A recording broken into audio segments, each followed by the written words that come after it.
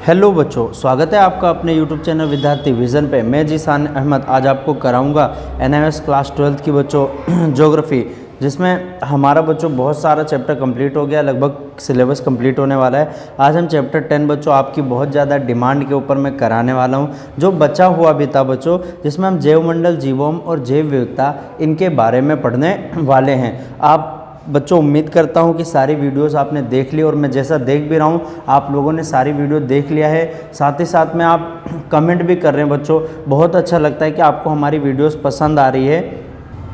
कई सारे बच्चे अभी नए जुड़ रहे हैं, उनको भी बच्चों पसंद आ रहा है और जल्द से जल्द वो अपना कोर्स कंप्लीट करना चाहते हैं। लेकिन ध्यान रखना बच्चों, कोर्स कंप्लीट करने से, वीडियो देखने से ही कुछ नहीं होगा। आपको साथ साथ में प्रीवियस ईयर के क्वेश्चन करने हैं बच्चों, क्वेश्चंस की खुद से लिख कर प्रैक्टिस करना है बच्चों। ये सभी आपको करने पड़ेंगे। जब तक आप लिखने की प्रैक्टिस नहीं करोगे, जब तक आप बच्चों कुछ भी कर नहीं सकते हो, क्योंकि अल्टीमेटली जब आप एग्ज़ाम हॉल में बैठोगे ना तो आपका नाम पता चलेगा बच्चों, ना ही आपका और कुछ पता चलेगा, ना ही ये पता चलेगा इस बच्चे को नॉलेज कितना है। सिर्फ पता चलेगा तो आपके आंसर राइटिंग के थ्रू उसको पता चलेगा। और एग्जामिनर को बच्चों जब भी एग्ज़ाम में लिखने की बात आए तो आप ऐसा लिखो बच्चों कि मानकर चलो एग्जामिनर एक छोटा सा बच्चा है और आपको उसको क्या करना है, आंसर को समझाना है। जब भी जाकर बच्चों आप एक अच्छे नंबर प्राप्त कर सकते हैं। और ध्यान रखना, भूल मत जाना बेटा कि अब की बार 95 पार करना है बच्चों। 90 पार तो हो गया, अब की बार बच्चों 95 पार करना है। और ये जब भी होगा जब आप मेहनत करोगे, जब हार्डवर्क करोगे। एक बात ध्यान रखना बच्चों कि बारिश की बूंदें भले ही बहुत छोटी होती हैं,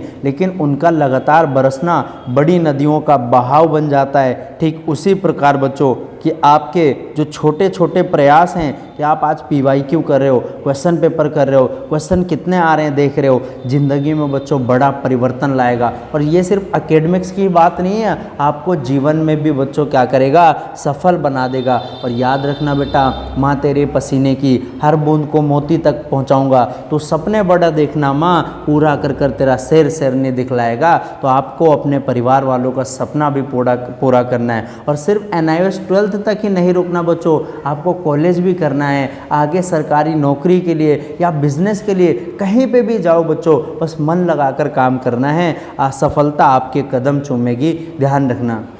तो आपको बच्चों उस बारिश की बूंद की तरह बनना है कि धीरे धीरे करो पर डेली करो, निरंतर करो बच्चों, ध्यान रखना। अगर आप उनमें से हैं जो लास्ट टाइम में बच्चों एग्ज़ाम में वीडियो देखते हैं, बस जैसे तैसे बनाकर चले आते हैं और फिर बोलते हैं आप पास हो जाओगे बच्चों, नहीं, NIOS बच्चों ऐसा बोर्ड नहीं है कि आपको फ्री में पास कर देगा। आपको मेहनत करनी पड़ेगी बच्चों, ध्यान रखना। NIOS ले लिया है तो इसका मतलब हार्डवर्क तो करना ही पड़ेगा।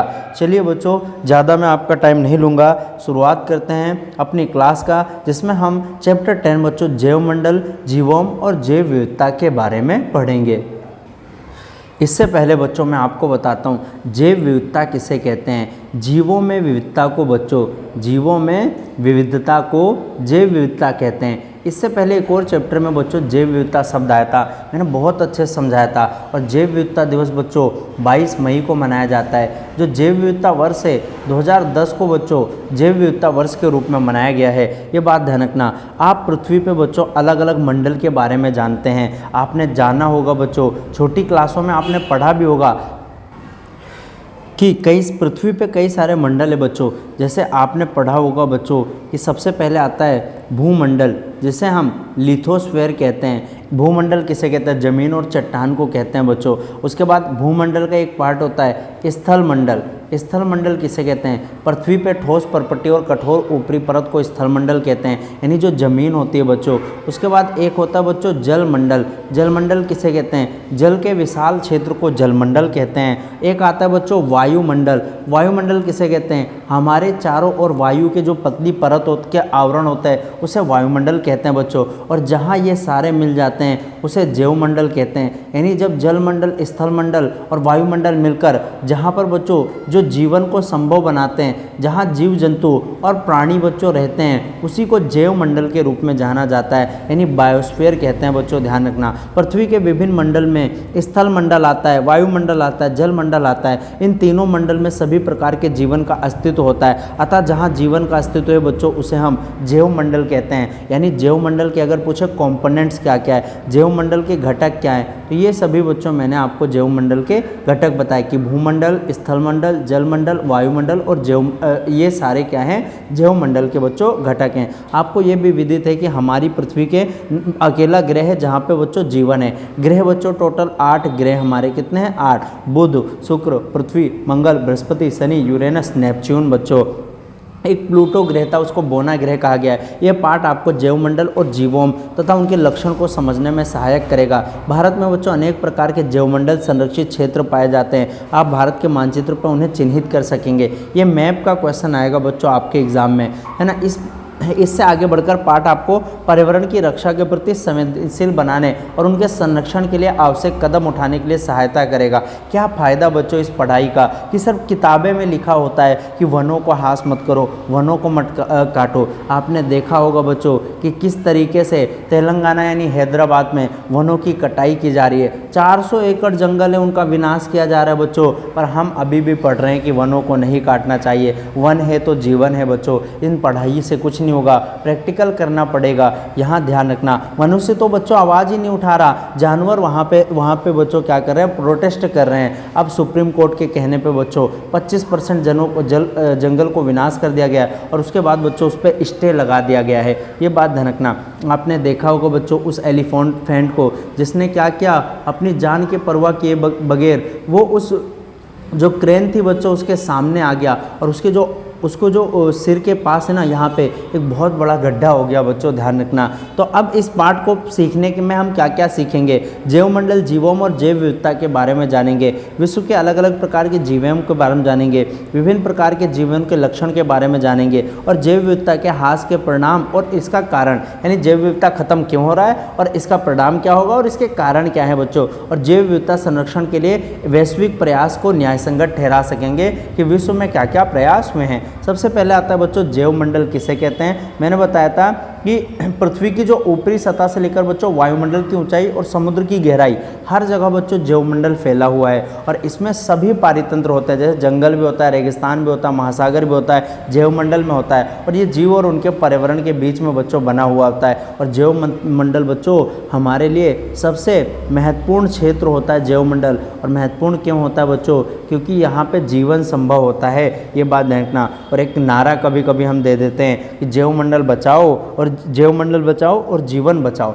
आपने देखा होगा कि हमारे आसपास बच्चों भूमि, जल, वायु और अनेक प्रकार के जीव और प्राणी पाए जाते हैं। कुछ जानवर पौधे सभी जगह पाए जा सकते हैं, जबकि कुछ केवल एक विशेष क्षेत्र में ही पाए जाते हैं। परंतु यह सब एक ऐसे क्षेत्र को इंगित करता है जहाँ भूमि, जल और वायु उपलब्ध होता है, अर्थात जैवमंडल कहा जाता है। यानी जहाँ स्थलमंडल, जलमंडल और वायुमंडल, जब ये तीन बनते हैं, जैसे मान लो ये स्थलमंडल है बच्चों, ये जलमंडल है, ये वायुमंडल है, तो ये तीनों बच्चों जहाँ पे मिलते हैं ना उसे हम क्या कहते हैं, जैवमंडल कहते हैं बच्चों। क्या बोलते हैं, जैवमंडल बोलते हैं। ये बात ध्यान रखना।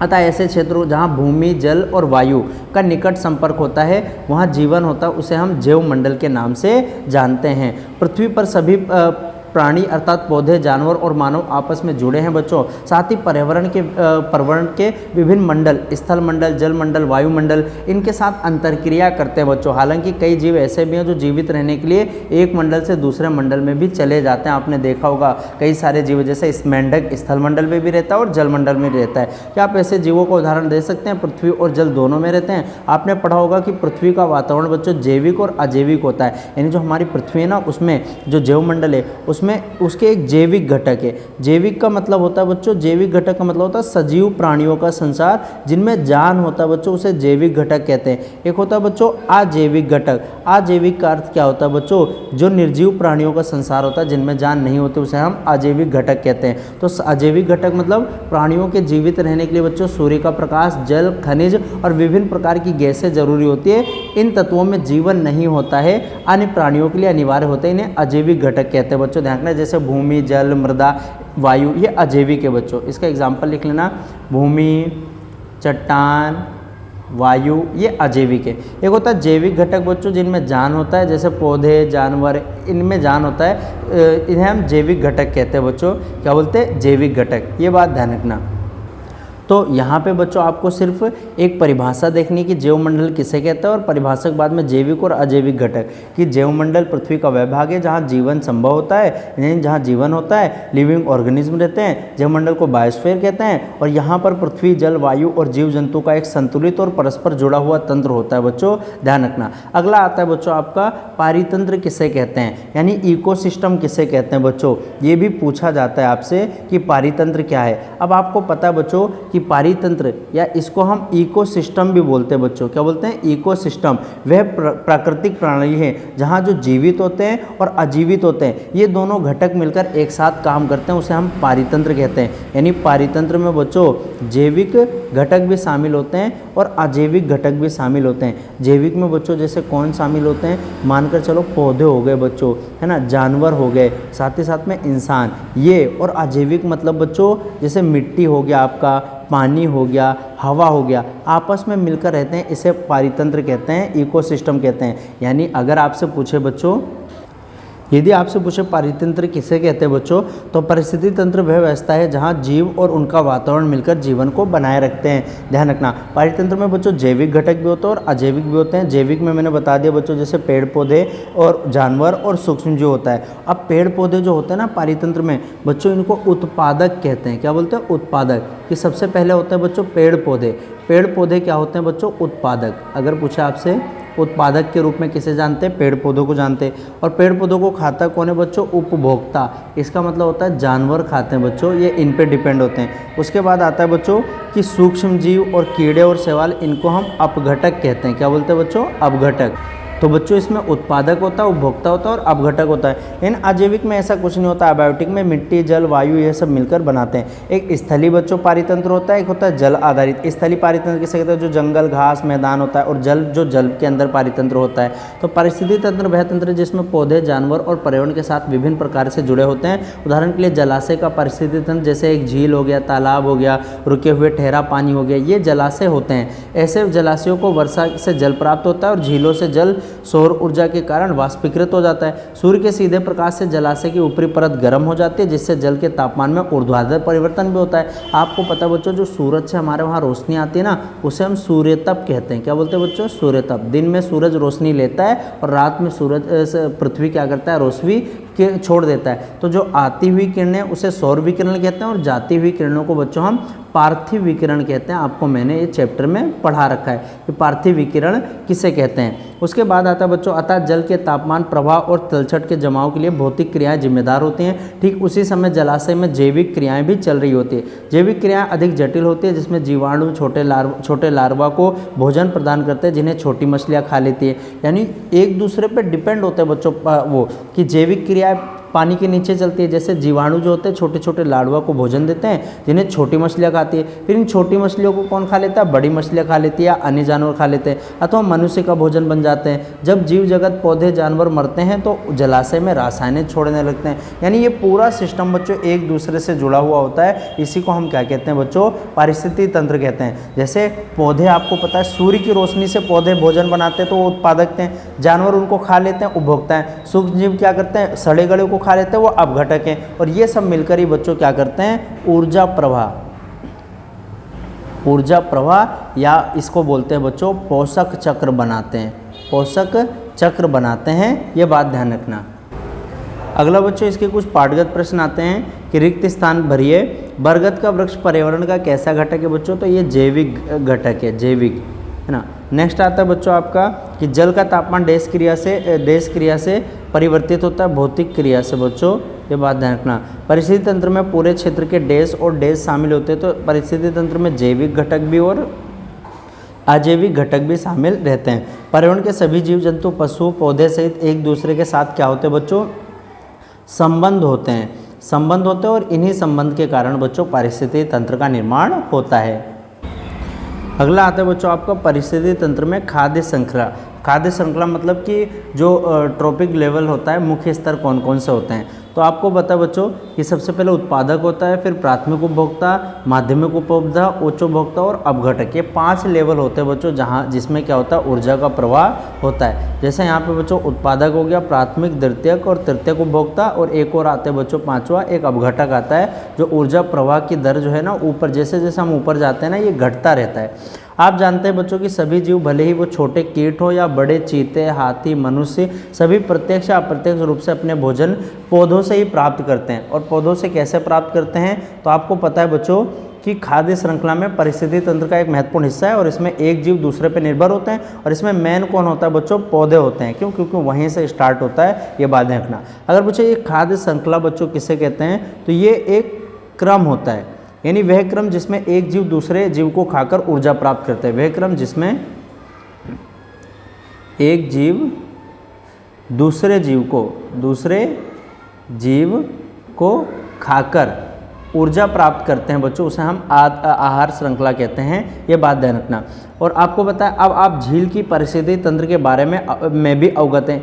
अब हम एक झील के बारे में, झील की सतह पर लाखों छोटे कीटाणु से लेकर मनुष्य के रूप में मछुआरों तक इनका खाद्य चक्र फैला है। किसी खाद्य श्रृंखला में विभिन्न तल होते हैं बच्चों, इसको हम पिरामिड की तरह दिखा सकते हैं। ऐसा पिरामिड होता है बच्चों, ध्यान रखना, ठीक है। पिरामिड में प्रत्येक तल को पोषण तल कहा जाता है, और इस शब्द की उत्पत्ति लैटिन भाषा के ट्रॉफिक से हुई है। किससे हुई बच्चों, ट्रॉफिक। ये मैंने बताया था आपको, ट्रॉफिक लेवल से हुई है, इसीलिए इसको टी कहा जाता है। और ट्रॉफिक का मतलब क्या होता है बच्चों, यहाँ पे जो लिखा है मैंने, इसका अर्थ होता है भोजन, है ना, और इसको टी कहता है।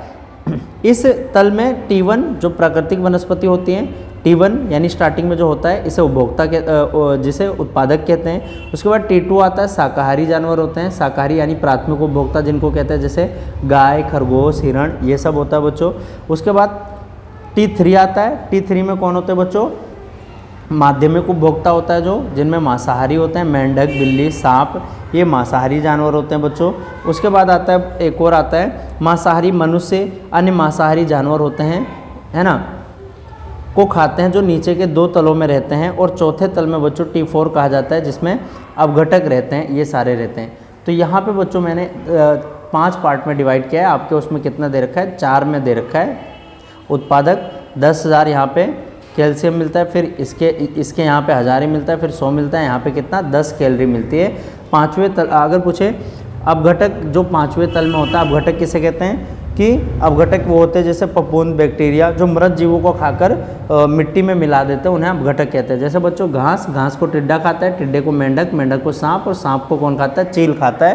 तो ये आपका क्या है बच्चों, एक ऊर्जा श्रृंखला हो गया, खाद्य श्रृंखला हो गया बच्चों, ध्यान रखना। T1, T2, T3, T4, इस तरह से T5 तक का गया है। एग्जाम में बच्चों एक खाद्य पिरामिड आप जरूर बनाकर आना।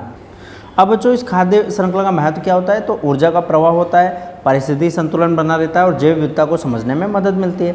जैसे मान लो अगर ये खाद्य श्रृंखला हो ही नहीं, तो एक जानवर बहुत ही ज़्यादा हो जाएंगे। इसीलिए बच्चों ये खाद्य श्रृंखला बहुत ही ज़्यादा जरूरी है। जैसे चील भी जरूरी, मेंढक भी जरूरी, टिड्डा भी जरूरी, घास भी जरूरी है, हमारे लिए चींटी भी जरूरी है। ये सारे हमारे प्राकृतिक परिवेश का यानी पारितंत्र का क्या है बच्चों, हिस्सा हैं। अब अगला आता है बच्चों, पारितंत्र 2 प्रकार का होता है। एक स्थलीय पारितंत्र होता है, एक होता है जलीय पारितंत्र। आपको बताई दे बच्चों, एक स्थल पारितंत्र वो पृथ्वी के कुल क्षेत्र का 29% है। क्यों, स्थल 29 है, और जो जल है बच्चों हमारे वहाँ 71% है ना। भोजन और कच्चे माल के प्रमुख स्रोत इसी पारितंत्र में पाए जाते हैं, क्योंकि इस तंत्र में मनुष्य के लिए विभिन्न प्रकार के पौधे उपलब्ध होते हैं। स्थलीय पारितंत्र को अन्य प्रकार में विभाजित किया जा सकता है, जैसे उपतंत्र भी हैं। जैसे स्थलीय पारितंत्र कहाँ, पर्वत या उच्च भूमि में है, निम्न भूमि में है। मरुस्थलीय पारितंत्र है, मरुस्थल मतलब रेगिस्तान है। आपको ये जानकर आश्चर्य होगा बच्चों कि अधिकांश प्रकार के जीव पृथ्वी के निम्न तल में पाए जाते हैं, और ऊपर जाने के साथ साथ ये विविधता कम होती जाती है। जैसे जैसे ऊंचाई पे जाएंगे बच्चों, वहाँ क्लाइमेट अजीब सा होता जा रहा है, तो वायुमंडलीय दाब और ऑक्सीजन का स्तर भी कम हो जा रहा है। इसीलिए स्थलीय पारितंत्र जो है नीचे के क्षेत्र में ज़्यादा पाए जाते हैं। अगला आता है बच्चों जलीय पारितंत्र, यानी 71% जल है। जलीय पारितंत्र पृथ्वी के कुल पारितंत्र के 71% भाग पे पाए जाते हैं, जिसमें पृथ्वी पर उपलब्ध जल के विभिन्न रूप शामिल होते हैं। जलीय पारितंत्र को अन्य 3 भागों में आगे बांट देते हैं बच्चों, जैसे ताज़ा पानी होता है, नदी मुख जल होता है और समुद्र का जल होता है। समुद्र का जल कैसा होता है बच्चों? खारा होता है, और जब खारा होता है तो उसका मतलब कि समुद्र के पानी की बच्चों जो लवणता है ना वो ज़्यादा होती है बच्चों, ये बात ध्यान रखना। आकार और मात्रा की दृष्टि से ये खुले सागर, झील, तालाब इत्यादि भी हो सकते हैं। जलीय पारिस्थितिकी तंत्र में जैव विविधता इस बात पर निर्भर करता है कि सूर्य का प्रकाश कितने गहराई तक जा सकता है और जल में कितने पोषक तत्व, ऑक्सीजन की कितनी मात्रा घुली हुई है। इन सभी से बच्चों जलीय पारितंत्र क्या होता है, इन्हीं पे निर्भर करता है। जल पारितंत्र में जैसे नदी, झील, समुद्र, तालाब, इन सभी में आपने देखा होगा होते हैं। कुछ जीव केवल जल में ही रहते हैं, परंतु कुछ जीव ऐसे हैं जो जल और स्थल दोनों में रहते हैं बच्चों, जैसे मेंढक, मगरमच्छ, हिप्पोपोटामस इत्यादि। इसके अतिरिक्त कुछ जीव जो केवल ताज़ा पानी में या खारे पानी में जीवित रह सकते हैं, जबकि कुछ जीव हैं जो दोनों में रह सकते हैं। तो ये आपके पारितंत्र है बच्चों। पारितंत्र कितने प्रकार के? 2, एक स्थलीय पारितंत्र और एक आता है जल पारितंत्र।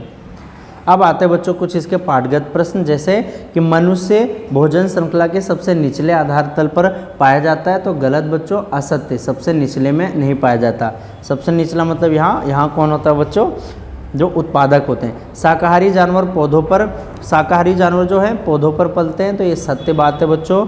अगला आता है बच्चों मांसाहारी जानवर शाकाहारी जानवर से भोजन प्राप्त करते हैं। जो मांसाहारी जानवर होते हैं वो शाकाहारी जानवर से भोजन प्राप्त करते हैं, तो ये बच्चों क्या है? असत्य है कि मांसाहारी जानवर शाकाहारी जानवर से नहीं, शाकाहारी जानवर को खा जाते हैं बच्चों, ध्यान रखना। अपघटक जीवों के मृत ऊतकों को अपघटित कर देते हैं बच्चों, तो सत्य है, और उनको मिट्टी में मिला देते हैं। अगला टॉपिक आता है बच्चों आपका जीवोम के बारे में। जीवोम बच्चों क्या है पहले जान लो कि जीवोम एक ऐसा क्षेत्र होता है, जीवोम का मतलब होता है बच्चों बायोम, बोलते हैं इसको, क्या बोलते हैं? बायोम। अगर पूछे जीवोम बच्चों एक ऐसा बड़ा क्षेत्र होता है जहाँ समान जलवायु परिस्थिति के कारण, यानी एक जैसी जलवायु होती है, एक जैसी परिस्थितियाँ होती है, ऐसी जैसी एक जैसी वनस्पति पाई जाती है, तो उसी को हम क्या कहते हैं बच्चों? जीवोम बोलते हैं। जीवोम पौधों या पशुओं का एक ऐसा समूह होता है जो स्थलीय पारितंत्र के अंतर्गत आता है और बड़े भूभाग में फैला होता है। भूमि पर अलग अलग जीवों की सीमाएं मुख्यतः जलवायु और वनस्पति के प्रकार को निर्धारित करता है, यानी अलग अलग जीवों में यानी बायोम पाया जाएगा, अलग अलग वनस्पति होंगी। इसलिए जीवों को विशिष्ट प्रकार की भौगोलिक स्थितियों के अंतर्गत पौधों और पशुओं की प्रजाति की अंतरक्रिया के रूप में परिभाषित किया जाता है कि पौधे की प्रजाति कैसी है और परिस्थिति की प्रजाति कैसी है। इन परिस्थितियों की विशेष रूप से जैसे वर्षण, जहाँ वर्षा ज़्यादा होगा, तापमान, नमी, मृदा, इन सभी स्थितियों को शामिल किया जाता है। विश्व के बड़े बड़े जीवों क्या है? जैसे वन होता है, वन बहुत बड़ा जीवों में, घास के मैदान हो गए बच्चों, है ना। मरुस्थल भी एक प्रकार का जीवोम है, क्यों? वहाँ पे अलग प्रकार की वनस्पति पाई जाती है। और एक होता है टुंड्रा जीवोम बच्चों। जीवोम को निम्नलिखित आधार पर उप विभाजित कर सकते हैं। एक आता है बच्चों पहला और एक आता है दूसरा। पहला आता है बच्चों जलवायु परिस्थिति, मुख्यतः तापमान और नमी के आधार पर जीवोम को 4 प्रकार से बांटा गया है। सबसे पहले वन जीवोम, सावन जीवोम, घास के मैदान के जीवोम और मरुस्थल जीवोम। लेकिन जो जलवायु परिस्थिति के अनुसार आगे बच्चों की जलवायु और वनस्पति के आधार पर जीवोम 3 प्रकार के होते हैं। सदाबहार वर्षावन जीवोम, शीतोष्ण घास के मैदान और आर्कटिक टुंड्रा जीवोम। ये बात ध्यान रखना। अगर यहाँ पर हम पढ़ेंगे जलवायु परिस्थिति, तापमान और नमी के आधार पर, तो वन जीवोम, सावन जीवोम, इनके बारे में। तो जीवोम वन, इसके कई सारे उप प्रकार होते हैं और ये कहाँ पाए जाते हैं, यहाँ वनस्पति और प्राणी क्या क्या है। सबसे पहले वन क्या है? उष्णकटिबंध वन, है ना। उष्णकटिबंध वन किसे कहते हैं बच्चों? जो 10 डिग्री उत्तर और दक्षिण में पाया जाता है ना।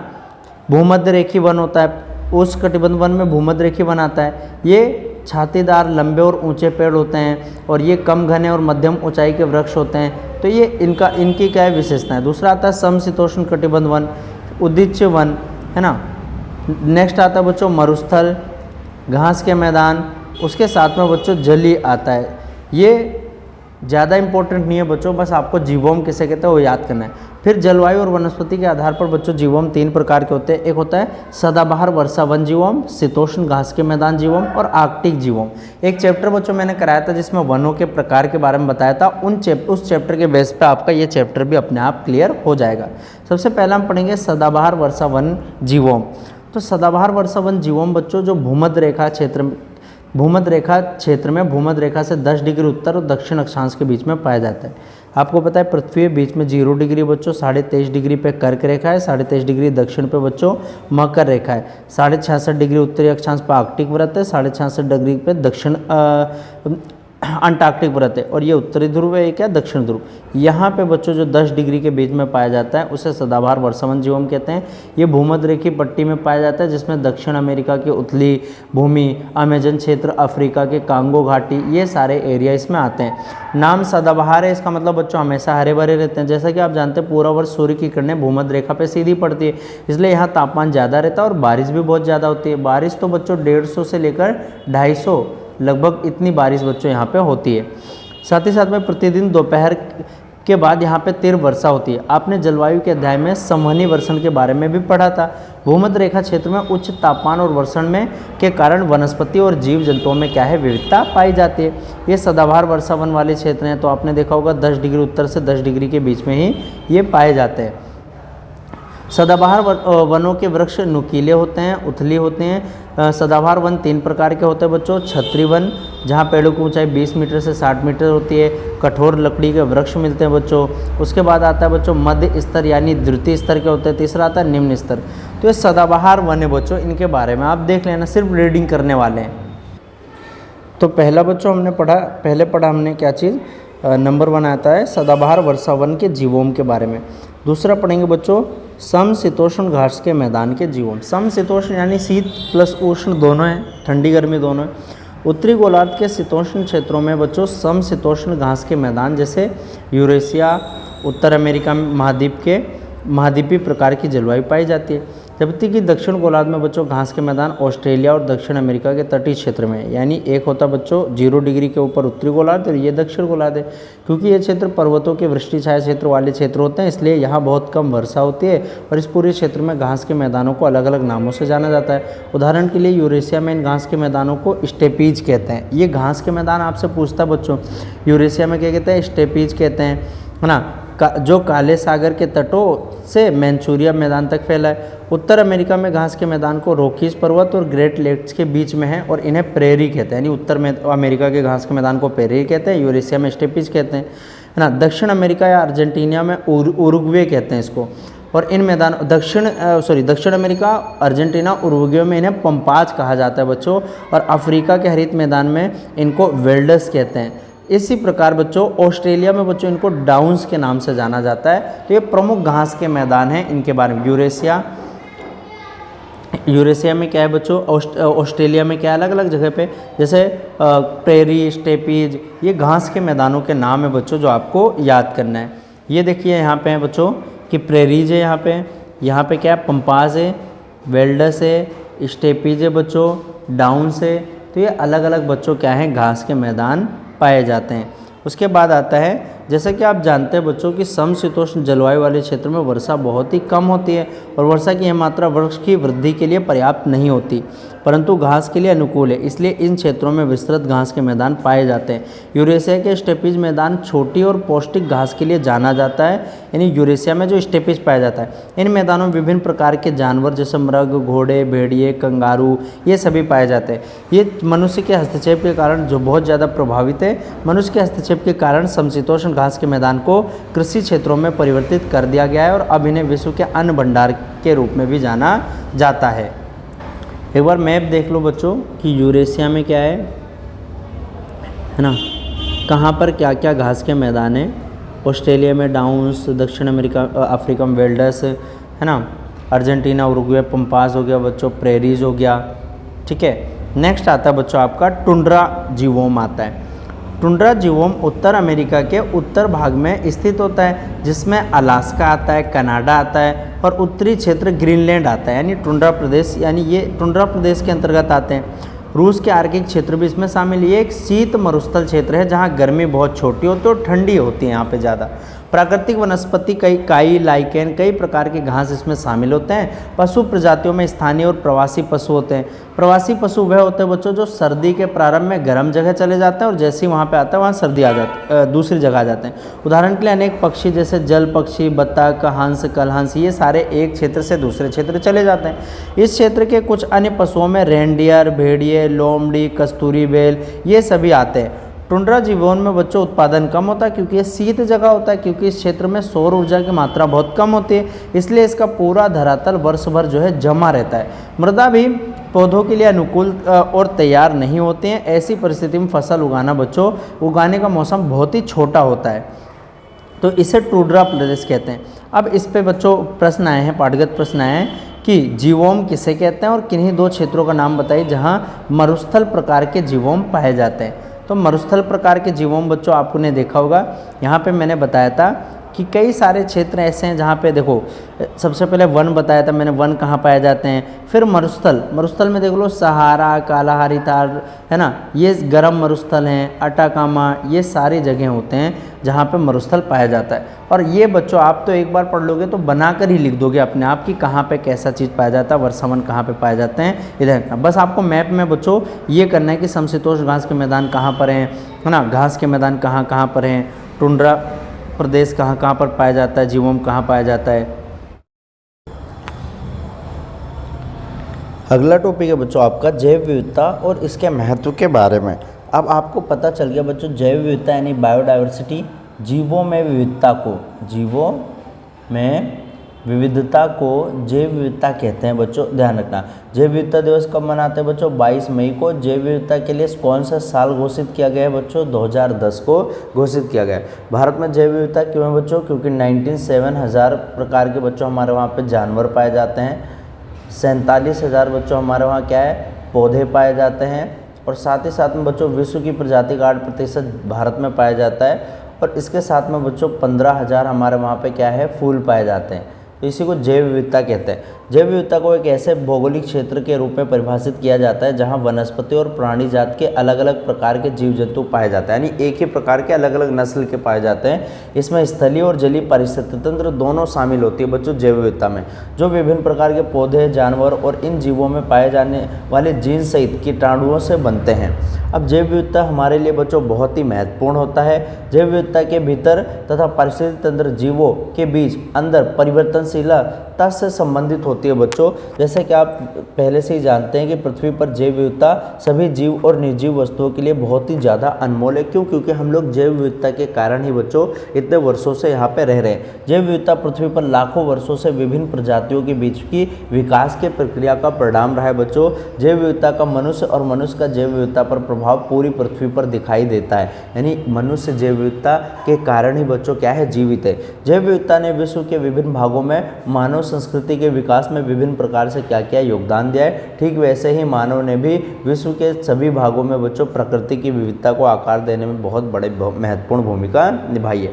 अब जैव विविधता महत्वपूर्ण क्यों है, मैंने एक चैप्टर में और पढ़ाया था आपको कि पारिस्थितिकी संतुलन बनाए रखता है, भोजन और पोषण देता है बच्चों, औषधियों का विकास करता है बच्चों, औषधि पौधे देता है। ध्यान रखना, कई दवाइयाँ, जीव जंतु, बैक्टीरिया इन्हीं से बनाई जाती है, और औषधियों को विकास करता है, बता दिया। आर्थिक विकास में सहायक है बच्चों। क्यों? क्योंकि कृषि, मत्स्य पालन, वानिकी, औषधि उद्योग ये सारे जैव विविधता पर निर्भर है और लाखों लोगों को रोजगार देते हैं, और जलवायु परिवर्तन से लड़ने में बच्चों क्या है, बहुत ही महत्वपूर्ण होता है। अधिक विविधता वाला क्षेत्र बच्चों कैसा होता है, जो जलवायु परिवर्तन, सूखा, बाढ़ जैसी समस्याओं से लड़ने में बच्चों सक्षम होता है। इसलिए जैव विविधता हमारे लिए बहुत ही ज़्यादा जरूरी है। हर साल 22 मई को बच्चों जैव विविधता वर्ष के रूप में, जैव विविधता दिवस के रूप में मनाया जाता है। किसी परिस्थिति तंत्र में प्रत्येक जीव अपनी आवश्यकताओं की पूर्ति करता है और वह दूसरे जीव के लिए उपयोगी योगदान भी देता है, यानी एक दूसरे पे हम डिपेंड है। यदि कोई परिस्थिति तंत्र अधिक विभिन्नता लिए हुए हैं, वहाँ सभी प्रजाति जीवित रहने के अवसर अधिक होते हैं और फलस्वरूप पूरा परिस्थिति तंत्र अधिक उत्पादक हो जाता है। इसलिए किसी भी परिस्थिति तंत्र में बच्चों प्रजातियों के हाथ से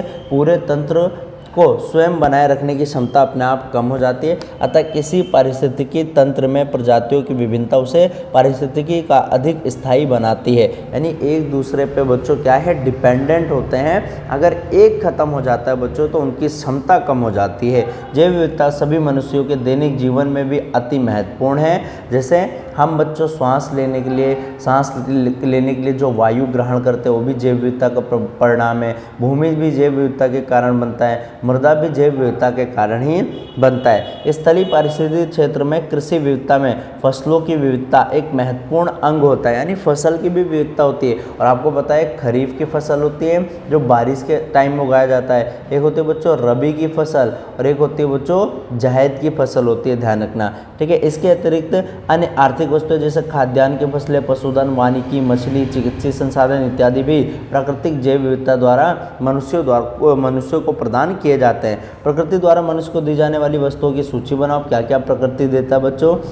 जैव विविधता हमें यह समझने योग्य बनाती है कि परिस्थिति तंत्र जीवित रखने के लिए जीवन किस प्रकार कार्य करता है तथा प्रत्येक प्रजाति की जैव विविधता को बनाए रखने की भूमिका क्या होती है, जिसका मनुष्य भी आवश्यक भाग होता है। इसी कारण पृथ्वी पर जीवन को बनाए रखने के लिए बच्चों जैव विविधता बहुत ही ज़्यादा जरूरी है और हमारे यहाँ प्रत्येक प्रजाति को पृथ्वी पर अपना अस्तित्व बनाए रखने का मौलिक अधिकार है।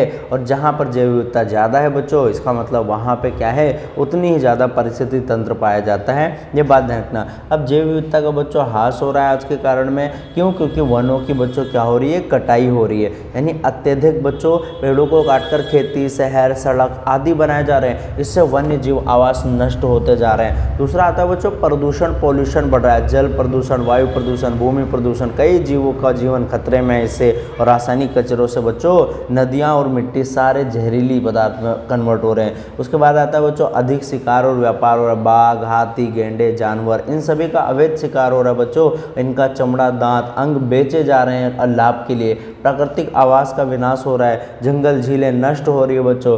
जलवायु परिवर्तन हो रहा है। तापमान बढ़ने से कई जीवों के रहने की जगह और भोजन बच्चों बदल जाते हैं। कुछ जीव समय पर खुद को अनुकूलित नहीं कर पाते और वो विलुप्त हो जाते हैं। शहरीकरण बढ़ रहा है बच्चों और औद्योगिकरण बढ़ रहा है, इसीलिए हमारा जैव विविधता ह्रास हो रहा है। और सबसे मेन फैक्टर है बच्चों हमारी आबादी बढ़ रही है। विश्व की आबादी बच्चों 800 करोड़ हो गई है। ध्यान रखना, अकेले भारत की बच्चों 121 करोड़ है 2011 की जनगणना के अनुसार। वर्तमान में तो भारत की बच्चों लगभग 142 करोड़ है। पूरी दुनिया में सबसे ज़्यादा आबादी वाला देश कौन है बच्चों? भारत है। तेजी से बढ़ती जनसंख्या और उसके बाद विश्व में प्राकृतिक संसाधनों की बढ़ती मांग ने विश्व के प्राकृतिक संसाधनों की खपत की दर बढ़ा दिया।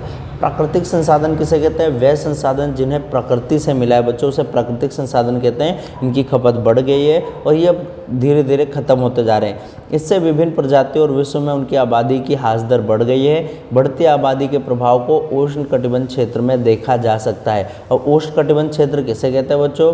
आपको पता हमारी पृथ्वी बीचों बीच में 0 डिग्री भूमध्य रेखा है, 23.5 डिग्री उत्तरी अक्षांश पर कर्क रेखा है, 23.5 डिग्री दक्षिण अक्षांश में मकर रेखा है। कर्क रेखा मकर रेखा के बीच के क्षेत्र को बच्चों उष्ण कटिबंध क्षेत्र कहते हैं, जहां सूरज की किरणें बच्चों अत्यधिक प्राप्त होती है।